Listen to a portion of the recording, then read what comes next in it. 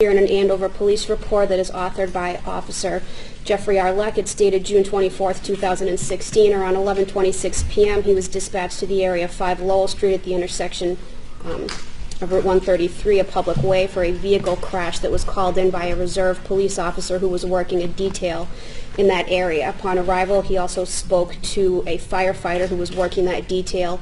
That firefighter stated that a minivan was slowing before entering the construction zone when it was rear-ended by an SUV. The firefighter also informed the officer that he believed the operator of the SUV to be intoxicated.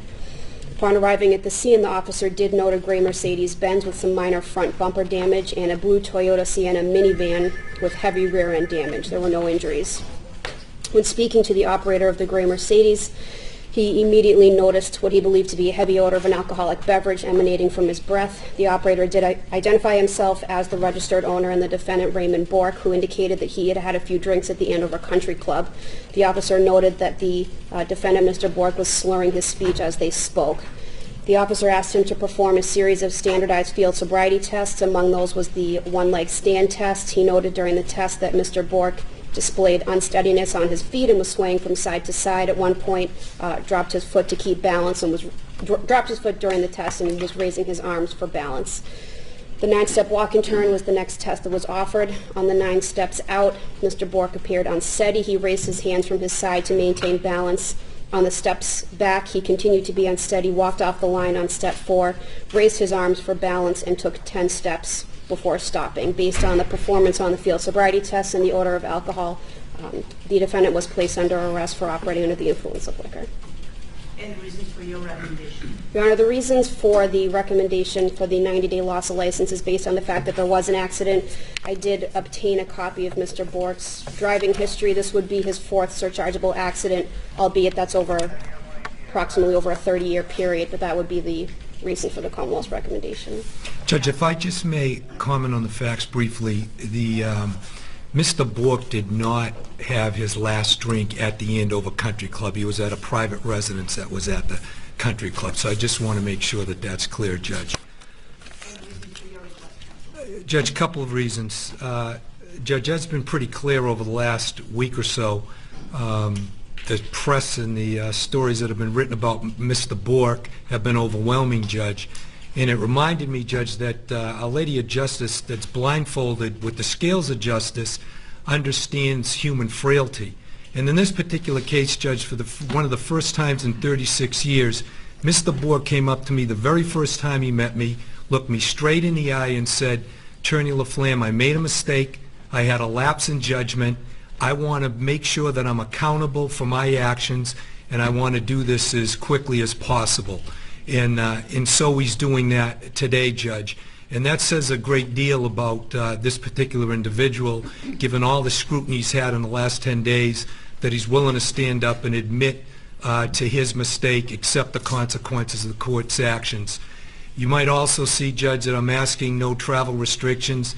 For the last 30 years, he's been doing charitable work. He continues to do charitable work through his foundation. We're certainly asking that he continue to do that. On the license loss, Judge, as you know, by his refusal to submit to a chemical test, he's lost it for 180 days. So with the 45 days that we're asking for, Judge, that would be a 225-day loss of license. I think that's appropriate. And as far as the accident, not going to sugarcoat that. It happened, Judge. The speed was less than 10 miles an hour. The damage to Mr. Bourque's vehicle was minimal at best. And just in closing, Judge, I just want to say it's been a privilege to represent Mr. Bourque, not because of his athletic accomplishments, as Ray Bourque the man. It takes a man of a lot of integrity to come forth with this court in the face of all this press, stand up and do the right thing. It's not done very often, Judge, and because of that, he has earned my respect, Judge, and I hope he earns yours. Counsel, given that there was an accident, I would impose the half-day Brains at Risk program in addition to the 2014 driver alcohol education program, but I would impose a 45-day loss of license. Thank you so much, Your Honor. Mr. Bourque, you heard the facts that were cited by the prosecutor, correct? Yes, I did. Are you now admitting to me those facts are true? Yes, Your Honor. How old are you? 55. What is the last grade that you finished in school? 12th.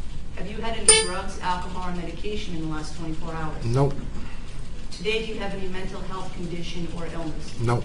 Have you had enough time to speak with your lawyer about this case? Yes, I have. Are you satisfied with your lawyer's advice? Very much. You understand, sir, that by admitting to sufficient facts in the criminal charge before him, you're giving up certain constitutional rights.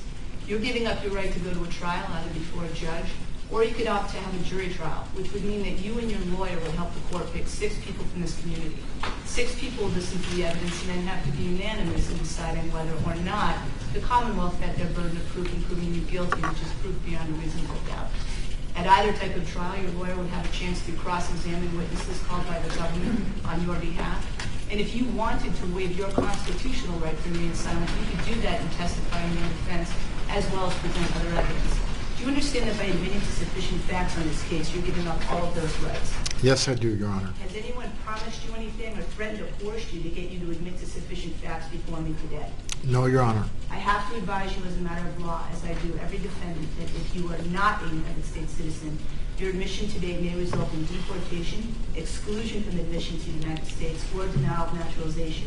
And it's practically inevitable that one or more of those things will happen if the offense to which you are pleading is one under federal law that presumptively mandates removal, and federal officials decide to seek removal. Do you understand that, sir? Yes, I do. Did your lawyer talk about that with you as well? Yes, he did. And do you understand, sir, that after making this admission to sufficient facts today, you'll be placed on probation for a period of 1 year with the orders of probation that I previously outlined for you?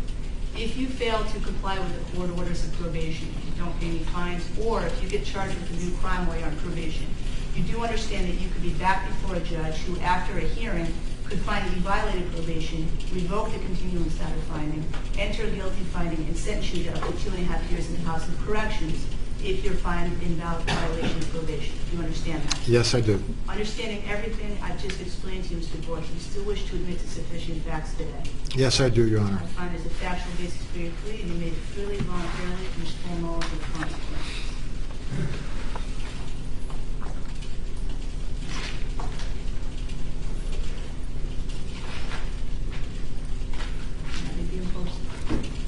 To consider the to find sufficient facts of the matters continued finding for 1 year. The 1 year date is 7/6/17. There is $600 in fees and assessment and $65 per month service fee.